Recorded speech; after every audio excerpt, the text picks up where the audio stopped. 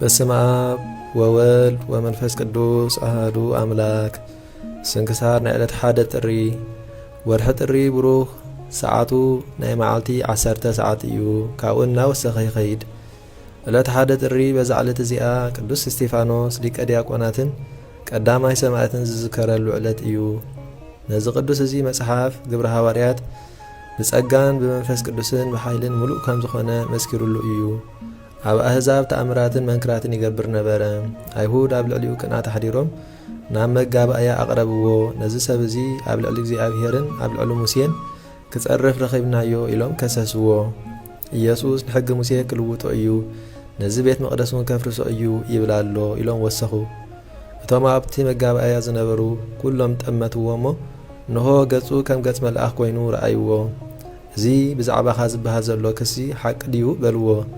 ንሱ ኸዓ እዚ ቅዱስ ብፍጹም ቃል መለሰሎም። ከምዚ ኸዓ በሎም፣ ኣቶም ኣቦታትናን ኣሕዋትናን ሰምዑ። ኣምላኽ ክብሪ ነቦና ኣብርሃም ናብ ካራን ከየግዓዘ ከሎ ኣብ ማእከል ኣፍላግ ሶርያ ከሎ ተገልጸሉ። ካብ ሃገርካን ካብ ኣዝማድካን ውፃእ እሞ ናብቲ ኣነ ዘርእየካ ሃገር ነዓ በሎ። ካብኡ ካብ ከላውዴዎን ወፂኡ ኣብ ካራን ተቐመጠ። ኣቦኡ ምስ ሞተ ኸዓ ናብዛ ሕጂ ንስኻትኩም ትነብሩላ ዘለኹም ሃገር ኣግዓዞ። መሊሱ ኸዓ ክግዘር ኣዘዞ። ካብኡ እግዚኣብሔር ብዛዕባ ልደት ይስሐቅ ብዛዕባ ያዕቆብን ደቁን ተዛረቦ። ንዮሴፍ ኣሕዋቱ ከም ዝሸጥዎ እኽሊ ክሽምቱ ናብ ግብፂ ከም ዝኸዱ ዮሴፍ ከዓ ንኣሕዋቱ ንሱ ሓወም ከም ዝኾነ ገለጸሎም። ከምዚ ኢሉ ኣዘንተወሎም። ቅዱስ እስጢፋኖስ ክሳዕ ሕንጸት ቤት መቕደስ ተዛረቦም። ድሕሪዚ ቃሉ ዓው ኣቢሉ ኣንቱም ተረርቲ ክሳድ ዝንጓዓት ልቢ ንስኻትኩምሲ ከም ኣቦታትኩም ኩሉ ግዜ ንመንፈስ ቅዱስ ትጻረርዎ ኣለኹም በሎም። ካብ ነቢያት ከ ኣቦታትኩም ዘይሰጎግዎን ዘይቀተልዎን መን እዩ? ነቶም ብዛዕባ ምምጻእ እቲ ጻድቕ ዝነገርዎም ቀተልዎም። ንስኻትኩም እውን ንዑ ክሓድኩምዎን ቀተልኩምዎን። ንሱ ግና ካብ ሙታን ተንስአ። ነዚ ምስ ሰምዑ ኣብ ልዕሊኡ ኣስናኖም ሓረቑ። ንሱ ግና እቲ ቅዱስ ምሉእ ሃይማኖትን መንፈስ ቅዱስን ነበረ። ናብ ሰማይ ጠመተ እሞ ክብሪ እግዚኣብሔር ረአየ። ኢየሱስ ከዓ ኣብ የማን እግዚኣብሔር ኣቦኡ ተቐሚጡ ኣሎ በለ።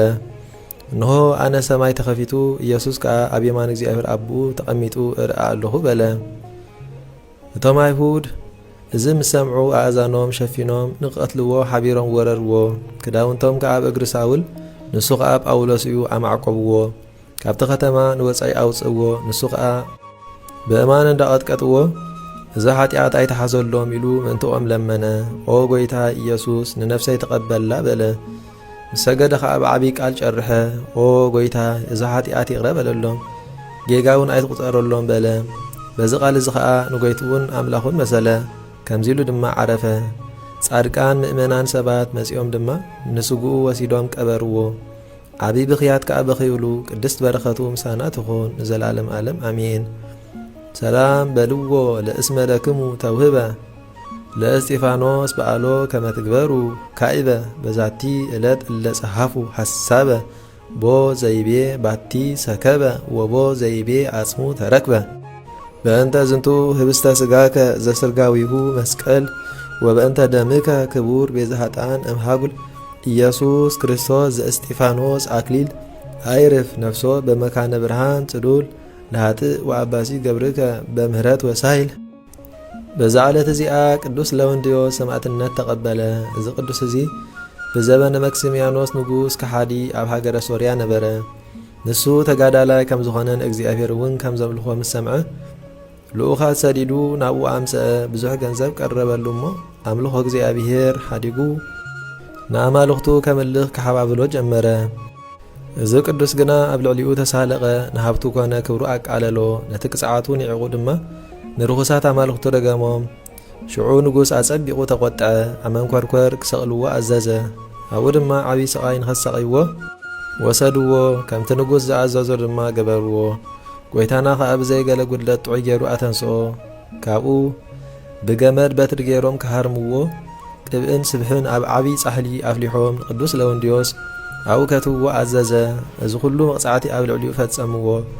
ጐይታና ኢየሱስ ክርስቶስ ከዓ ምስጋና ንዑ ይኹን የጽንዖን ይዐግሶን። ብዘይገለ ጉድለት ከዓ ጥዑይ ገይሩ የተንስኦን ነበረ። ብምስቃዩ ምስ ደኸመ ርእሱ ብሰይፊ ክቖርጽዎ ኣዘዘ።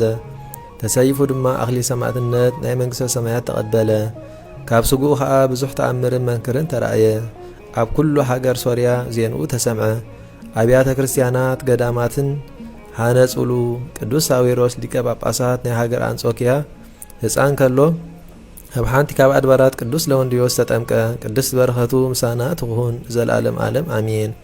ሰላም ለለወንድዮስ ሰማዕተ ልደቱ ለቃል በአብትራ ሐጺን ዝቡጥ ወበመንኮራኩር ስቁል እምድኅረ ተመትረት ርእሱ በመጥባይት ስሁል እምንየታቲሁ በውስጥ አሃቲ መርጡል ጥምቀተ ክርስትና ተጠምቀ ሳዊሮስ አዛል። በዛ ዕለት እዚኣ ቅዱስ መቃርዮስ ናይ እስክንድርያ ሊቀ ጳጳሳት አዕረፈ።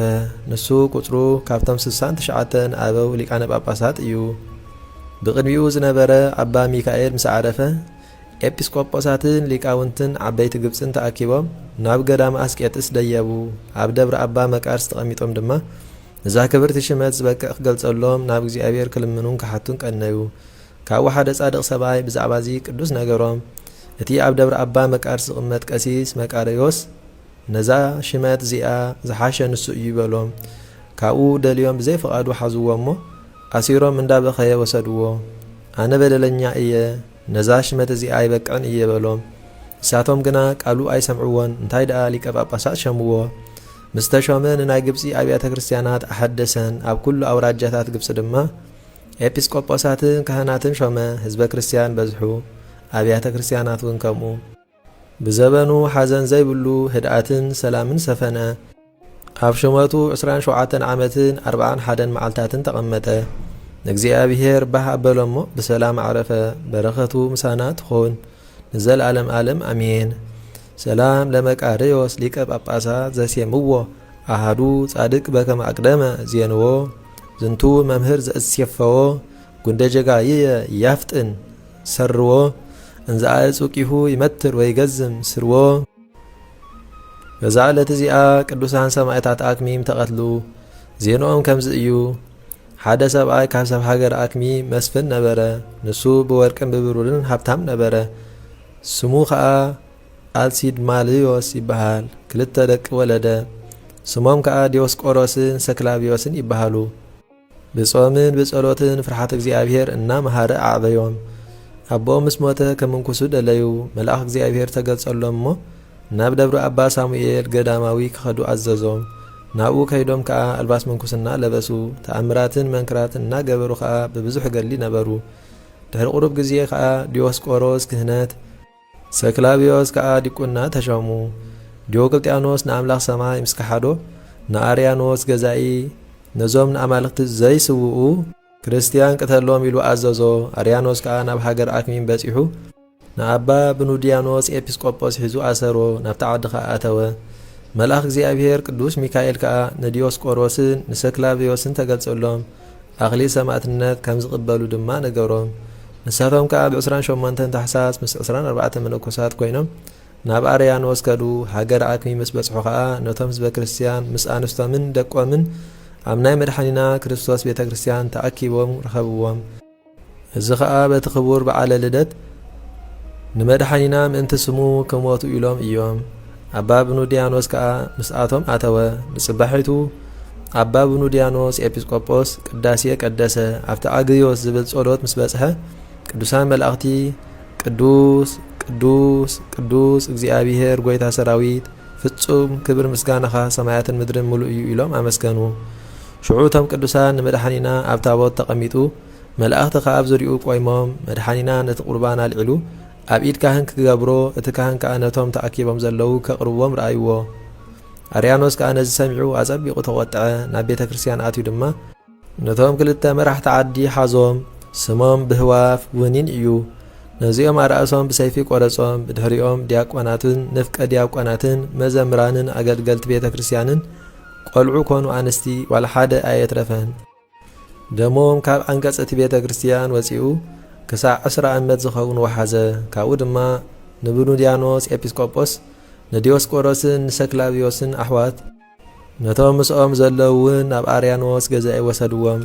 ንሱ ከዓ ንኣማልኽቲ ክሰግዱ ኢሉ ኣቀባጠረሎም። ምስ ኣበይዎ ከዓ ንዲዮስቆሮስን ንሰክላቢዮስን ክወቕዕዎም ኣዘዘ።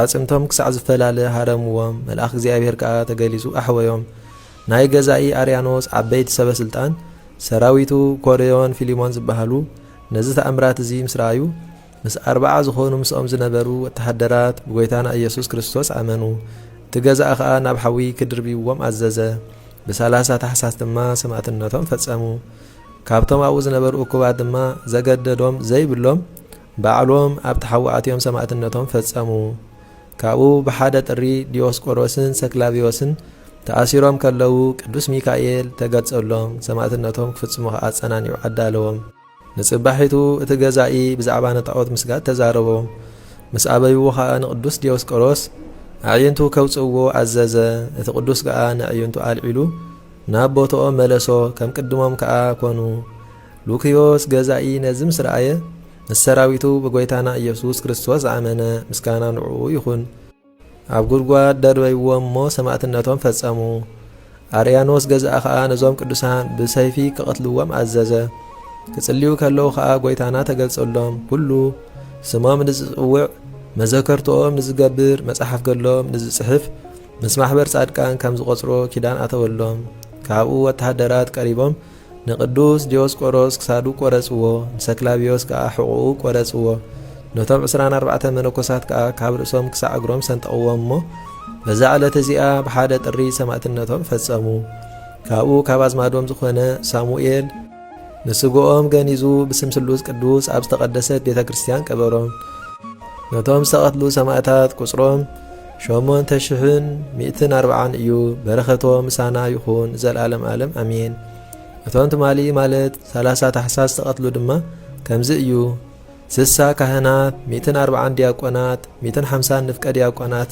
53 መዘምራን 80 ተኸናኸንቲ እታ ቤተ ክርስቲያን 42 መሳፍንቲ 8,990 ከዓ ህዝባውያን መራሕቶም ከዓ ልድያኖስ ሳድሮስ ጳውሎስ ነበሩ በረኸቶም ምሳና ይኹን ዘለዓለም ዓለም ኣሜን ሰላም ለዲዮስቆሮስ ወለሰክላቪዮስ ኣያዩ ምስለ ሰብአ አክሚም በስም እለመዊተ አረዩ ሃራ አርያኖስ ለቀጥ እለተረሰዩ ለአሃዱ ርእሶ በመጥባሕት አውቀዩ ወእማእከሉ በሰይፍ ካልኦ ሊየለዩ ምስጋና ንአብን ወልድን መንፈስ ቅዱስን ሎምን ኩሉ ሰዓን ዘለዓለም ዓለም ይኹን ስንክሳር ናይ ዕለት ሓደ ጥሪ ተፈጸመ